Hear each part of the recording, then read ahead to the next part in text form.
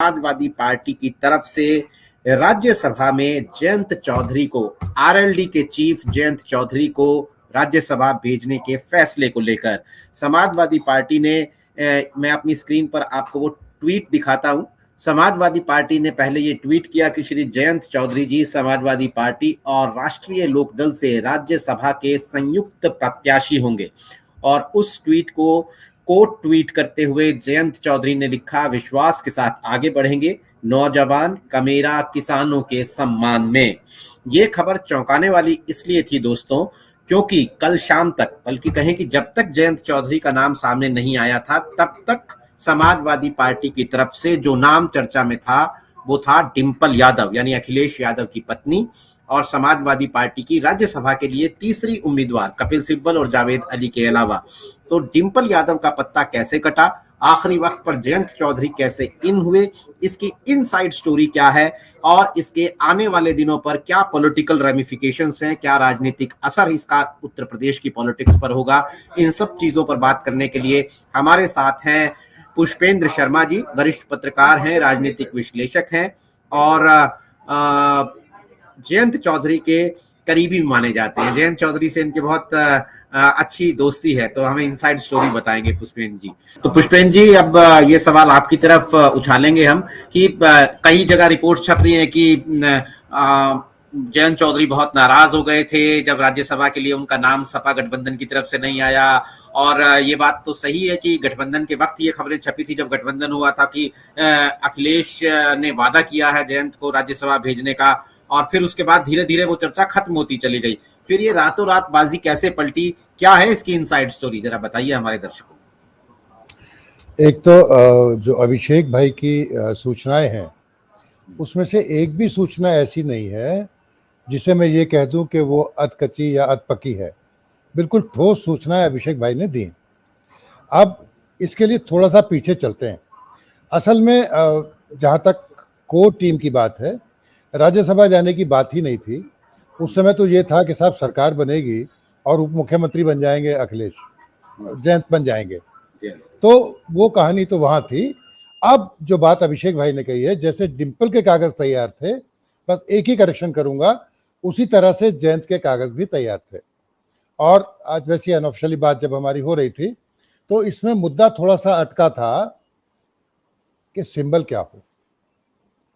RLD का चुनाव चिन्ह चाहते थे जयंत, और उसी पर देर होती रही। फिर जैसा अभिषेक भाई ने बताया कि सब लोग वहाँ मिलते रहे, दबाव बनता रहा, तो इसमें कई गणित सामने आने लगे। भाई आजमगढ़ में भी चुनाव होना है, तो आजमगढ़ से कौन लड़ेगा? अगर अखिलेश नहीं और परिवार का नहीं होगा तो क्या गारंटी है कि जीत जाए? भले ही 10 विधानसभा सीटें जीत गए, पर फिर भी ये गारंटी नहीं कि अगर परिवार का आदमी ना उतारा जाए तो चुनाव वहां पे लड़ जाए। तो जब धीरे धीरे सोचा गया, एनालिसिस किया गया, तो दोनों बातें फायदेमंद लगने लगी कि वहां डिंपल को भेज दिया जाए आजमगढ़ और जयंत को राज्यसभा भेजा जाए। कोशिश करी अपनी तरफ से कि खाली सपा के सिंबल पे चले जाए जयंत, तो अच्छी बात है, क्योंकि कहीं ना कहीं वो जो अमित शाह ने और बीजेपी ने खेल किया हुआ है, एक शक की सुई जो है वो लटकती रहती है। जैसे भाई अभिषेक ने भी अभी कहा कि बीजेपी अपना खेल कर जाती, वो जाते ना जाते पर बीजेपी को मौका तो मिल ही जाता, क्योंकि एक शक की दीवार है कि कभी भी ऐसा तो नहीं हो जाएगा। यही कारण था कि वो जब टिकटें दी गई तो उन पे सपा के सिंबल पे लोगों को लड़ाया गया, अपने लोगों को, और इनसे भी ये कहा गया कि आप सपा के। तो ये जो संदेह है ना, ये जो बड़ी एक बारीक सी लाइन है उस शक की, वो मुझे कहते कोई गुरेज नहीं है कि अभी भी दूर नहीं हो रहा। और जो कल का माहौल था इसके समर्थकों का, अखिलेश जी के कोर्टियर्स का, दरबारियों का, बाकी सबका, वो सब देखिए साहब फिर धोखा खाएंगे, देखिए साहब फिर धोखा खाएंगे, देखिए साहब फिर धोखा खाएंगे। पहले सौदेबाजी नहीं करी, पहले जो जयंत कहते मानते रहे जयंत सारी बातें अखिलेश की, ये सारी बातें होती रही। लेकिन इसके पीछे जयंत बड़े कूल थे। जयंत कल से अब तक बहुत कूल थे। सुबह तक उन्होंने अपना कोई रिएक्शन नहीं दिया और लोगों से भी कहा कि कोई रिएक्ट ना करें इस पे, जो उनके करीबी लोग थे। लेकिन जैसा भाई अभिषेक ने बताया कि सारी चीजें जब सोची गई तब जाके इनका नाम फाइनल हुआ। पर इस सारी स्थिति में दो आदमी और महत्वपूर्ण हैं, कपिल सिब्बल भी और आजम खां भी। देखिए, कपिल सिब्बल को चाहे राम गोपाल का नाम लें, चाहे आप प्रोफेसर साहब का नाम लें, लेकिन उनको लाने वाले और इस तरह से समर्थन दिलाने वाले आजम ही हैं। और आजम के दोबारा से थोड़े से भाव अखिलेश जी ने बढ़ा दिए हैं, जहाँ तक मेरी जानकारी है। हो सकता है कूल भाई उस पर और रोशनी डालेंगे या कोई रामपुर का आदमी होगा तो डालेगा। अब वो दोबारा से चाह रहे हैं कि जहाँ इस्तीफा दिया तो वहाँ से, क्योंकि बेगम तो उनकी बहुत बीमार रहती हैं, तो दोबारा से संसद जाने की प्रयास में भी हैं। मतलब तरह तरह के कयास चालू हो गए। तो आजम का आपको मालूम है, जैसे ही वो दबे थे तो दबे थे, अब जब वो सर उठाने लगे हैं और बोलने लगे हैं तो वो अपनी एक प्रभावी भूमिका देखने लगे हैं सपा में। और वो भी ये चाहते थे कि एक ही जगह ना रहे सब कुछ, तो उनका भी कहीं ना कहीं हाथ रहा कि जयंत भी आ जाएं। अब ये सारी चीजें ऐसी हो रही हैं जिसमें अखिलेश को टोटल पावर होते हुए भी उसको लोग सलाह देने लगे, कहने लगे। अब सलाह तो राजभर जी ने भी दी थी, वो उसका चर्चा यहाँ करना उचित नहीं है, जो कहा था कि भाई बाहर निकल जाए। तो ये समय ऐसा आ रहा है कि अखिलेश को भी फूक फूक के कदम रखना है और जयंत को अपने आचरण में, अपने साथियों से, अपने लोगों से ये साबित कराना है कि कहीं शक नहीं है। और आज की इस घटना के बाद, राज्यसभा में एंट्री मिलने के बाद, मुझे लगता है कि वो जो मतभेद की दीवारें हैं या कहीं लगता है कि अविश्वास होगा, वो सब दूर होने की कोशिश की जा रही है। आज समर्थकों को दोपहर बाद का उनका डायलॉग्स और कल के डायलॉग्स बहुत फर्क था। जैसे अभिषेक जी ने बताया, बड़ी बेचैनी थी और बहुत नाराजगियां थी, वो एकदम चकाफुर हो जाती हैं। जैसे ही नेता उनसे कहता है आप चुप रहना, बोला नहीं है, तो सब नाराजगी उनकी दूर दबे स्वर में जरूर कहते हैं कि चलो अखिलेश ने मान तो लिया, अच्छा किया। ये इसकी आज का जो पूरा सिनेरियो है, अब उसे देखूं तो वो इसी तरह से है कि वो जो शक की दीवार है कहीं कहीं, वो चीजों को उसे हवा दे देती है और आग का रूप ले लेती है। यूपी के लड़के जो हैं वो 2024 में साथ होंगे कम से कम। फिलहाल ये इंश्योर करने की, ये सुनिश्चित करने की कोशिश भी की है अखिलेश यादव ने राज्यसभा भेजकर जयंत चौधरी को। पुष्पेंद्र जी, वही सवाल जो जिसका एक इशारा कबूल ने किया था कि 33 सीटों पर लड़े गठबंधन में 2022 का विधानसभा चुनाव, 8 सीटें जीते और कई सीटें ऐसी थी जो बहुत नजदीकी अंतर से हारे। यानी एक तरीके से जो जयंत की अपनी पार्टी का प्रदर्शन था वो बहुत खराब नहीं था, एक महीने में अच्छा ही था। अब जयंत चौधरी अगर राज्यसभा चले जाएंगे तो क्या आपको लगता है कि उनकी पार्टी पर, उनके कैडर पर इसका क्या असर होगा? राज्यसभा में जाना तो फिर एक आराम की पॉलिटिक्स भी तो माना जाता है ना। नहीं, मैं इसमें आपसे एग्री नहीं करता नीरज जी। राज्यसभा जाने से दिल्ली में ठिकाना मिलता है, उनके पास देखिए दिल्ली में ठिकाना नहीं था। ये एक बहुत बड़ी उपलब्धि होगी, वसंत कुंज जाना और तुगलक रोड पे आना, तुगलक रोड पे किसानों का जाना, ये it makes a hell of difference. दूसरे, कोई भी कम्युनिटी हो, जब उसका लीडर खुद सत्ता में या पावर से बाहर होता है तो वो डिमोरलाइज होते हैं जी।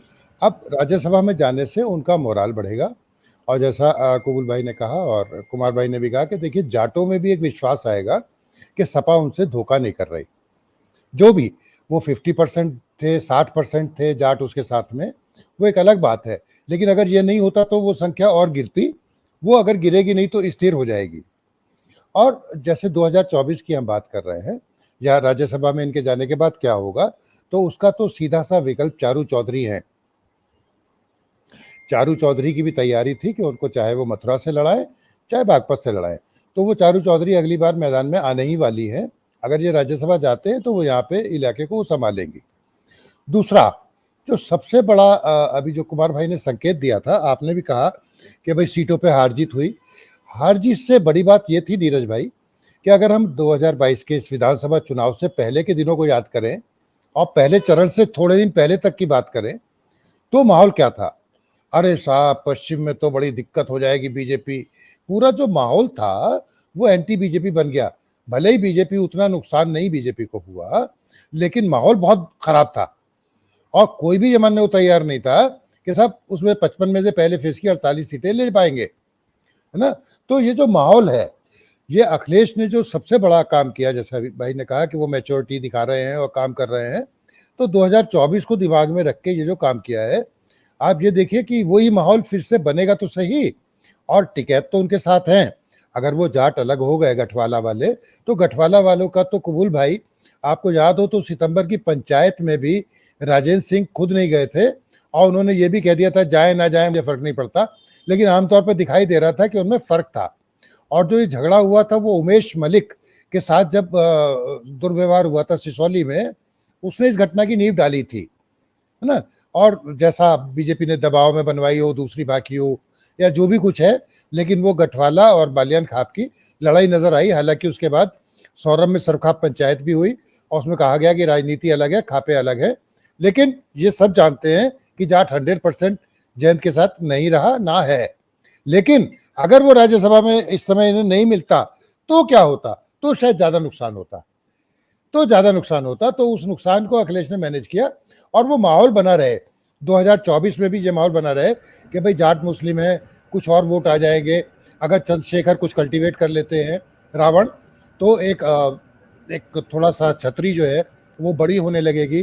तो ये सारी चीजें मिलके गठबंधन के लिए, विपक्ष के लिए एक लाभप्रद स्थिति होगी और बीजेपी को फिर से उतनी मेहनत के लिए उतनी बड़ी चुनौती देने को तैयार होगी जैसा कि 2022 चुनाव से पहले था।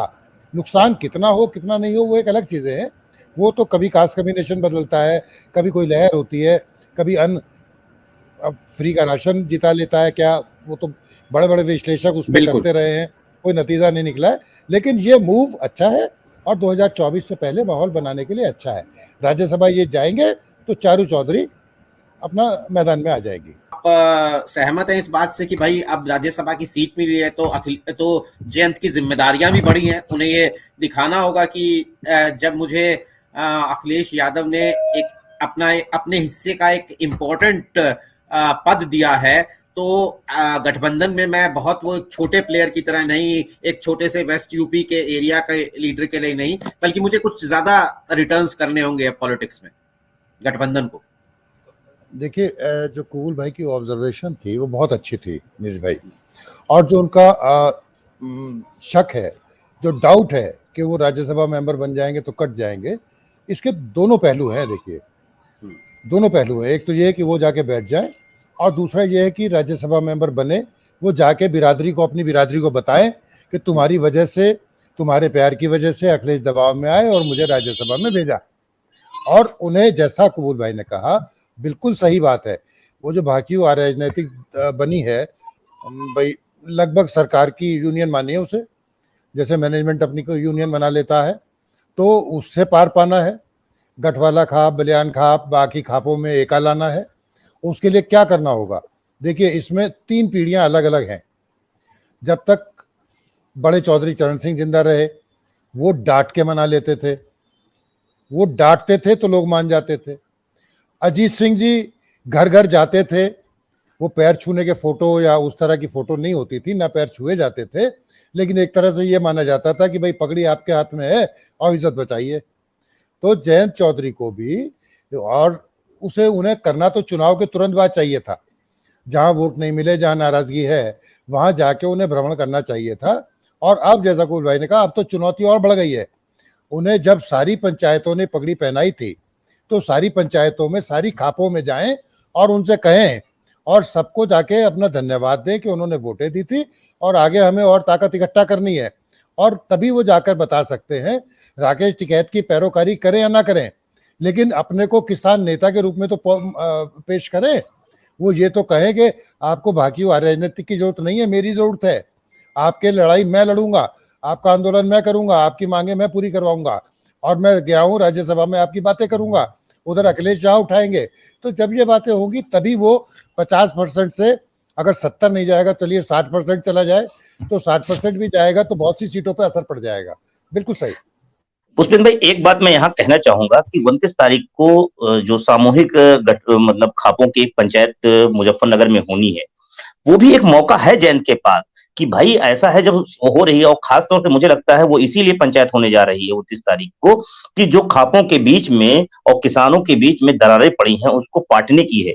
तो इसमें तो जयंत के लिए एक अच्छा मौका है और उसमें अच्छी भूमिका निभा सकते हैं। इसके बावजूद जयंत ये असर, इस तरह की भूमिका करते हुए क्यों नजर नहीं आ रहे हैं? पुष्पेंद्र जी, अगर आप ये मानते हैं, जयंत के करीबी हैं, तो ये मुझे थोड़ा सा बताएं।